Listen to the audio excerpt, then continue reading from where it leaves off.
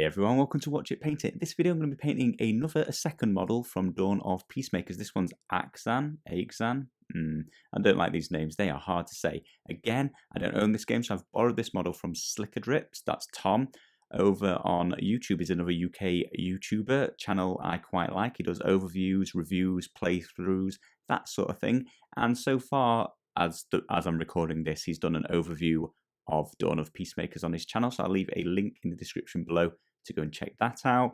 And there'll be some playthrough videos coming up in the future, so you get to see my models on the table and how they look, and obviously enhance the game and make it a much better playthrough. Anyway, let's get on with painting this little fox.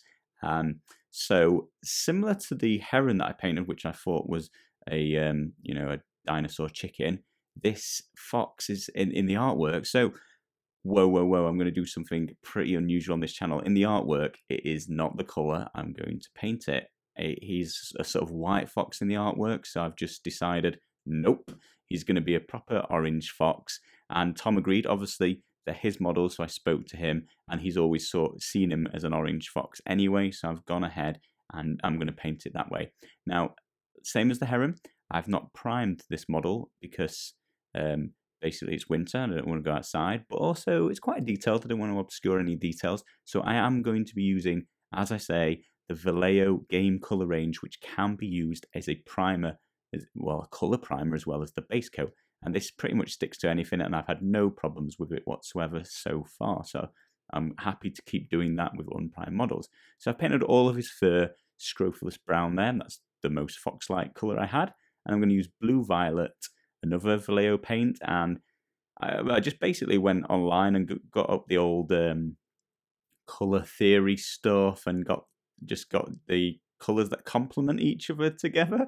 So it was a sort of purpley, orange, greeny sort of combination, and that's what I decided to paint the rest of him, because I knew I was definitely painting that orange color, so what colors will go well, and it looked like this sort of purple will go well with it, and we'll see by the end, won't we? So that was for his shorts and his little waistcoat, and then his waistcoat's got this trim on, so I'm using a much darker purple. This particular one is Vallejo's Royal Purple, but a dark purple or a blue is going to suffice, and I'm just painting down the edge of the waistcoat. He's just got this trim just round, what do you call it? It's like piping, I think. I might actually know a word for once. Magic blue was the other colour. That went quite well, so there was like this bright blue and a purple and an orange.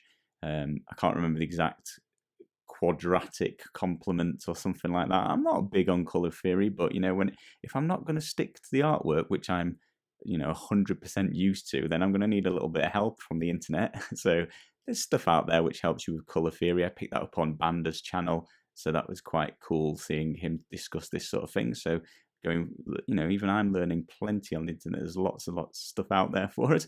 I'm going to use yellow olive, and this it's a green. I don't really know why it's called yellow olive. It just looks like an olive to me, or a camo green. And this is to paint his sleeping bag that's on his back, but because I haven't primed the model, and this was the darkest color I'm using, I'm also just painting the base with this color because I don't have Vallejo's game color black, which is probably the color I want to paint the base, but I don't have it, so I'm using a game color to paint it, and it's not really going to matter because I'll be covering it up later anyway.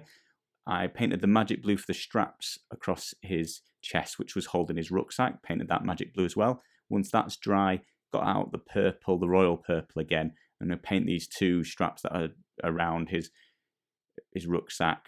I'm going to paint those royal purple as well. Then white primer, this is Vallejo's white, and I'm going to be painting in the detail of that chest the fox has, his cheeks and the bit of his tail, which they're always white, or I think always, it's a bit stereotypical, but they're often white, especially in all the art I've seen. So that's the base coat done. We're going to move on to the shading, and I'm going to use deep primer, which is the very dark brown primer I use. It's not a primer.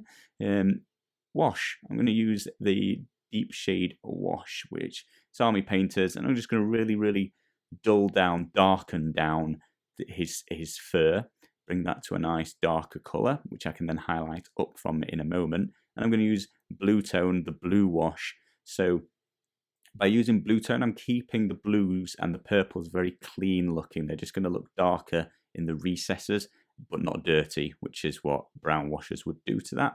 And it's similar on here. Well, it's the same essentially, other than it's greens. On his sleeping bag, I'm going to use the Plague shader, which is the green wash that I use. And that's, again, just going to keep it looking very clean, but dark in the recesses, very realistic. So out comes my dead black. As I mentioned, I haven't got that Vallejo game color one, so I'm just using my army painter. But to some extent, all the blacks are pretty much the same with my experience so far.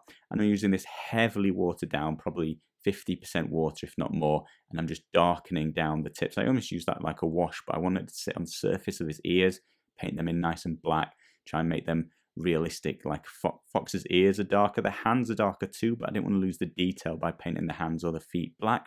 And just here, I'm going to try and show you the eyes, which I did off camera. So black rings around his eyes. Then I used a yellowy orange sort of elf skin sort of color for his eyeballs. They look, I think, quite yellow looking perhaps. Black pupils, and then a little teeny tiny dot of white on the pupils to give the reflection of light, perception. Moving on, Scrofulous browns back out, and I'm going to be highlighting back up his fur where that deep shader has really dulled it down, just highlighting his knees, his toes, his shoulders, his fingers, his brow, any sort of edges that would just catching the light a little bit more. So above both of his eyes I've done nicely, a little bit along the tops of his arms. Each strand of his tail, I guess, was just lightened up a bit. Same now is going to be done with a white primer. I'm using my insane detail brush here. So these models are tiny. They're very detailed, but because they're tiny, using the small insane detail brush doesn't actually take that long, and it gives you really, really accurate control over where you're painting. So I'm essentially painting each strand of his white fur back in there.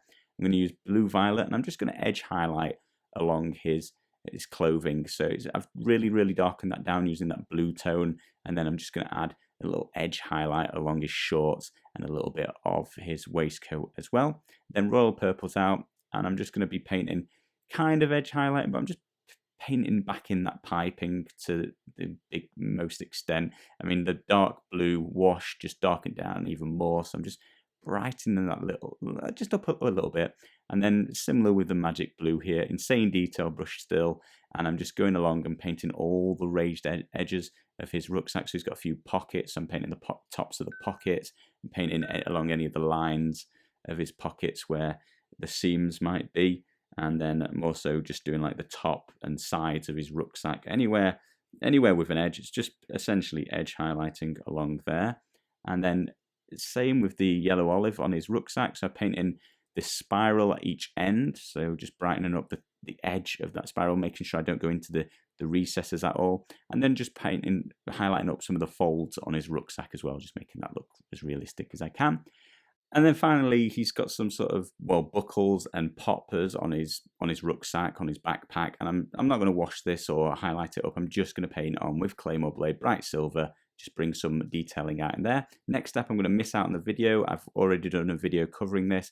I'm just going to use sterling mud and some steppe grass just to make the base look a bit more like the board game. They play on grass, they're defending some grasslands, something like that. 48 minutes, it's not too bad. For how detailed he was, it should take longer, but he's just tiny. There's only so much you can do. So hopefully you think he's looking all right. I was pretty happy with him. I think hopefully Tom's happy with him, and I much prefer the more natural, well, you do get white foxes, but the more common sort of brown orangey fox, the one we're more used to seeing it in England. I don't know if it's the same in all the other countries you guys are from. Let me know in the comments below if this is a better version of a fox, what you're more used to. Also, this is probably the end of the Dawn of Peacemakers videos that I'm going to make. They're the only two models I got. I don't have the game, so probably going to stop here. Hopefully you enjoyed it. If you've got the game, hopefully this has been helpful for you. Let me know in the comments below. Thank you all very much for watching.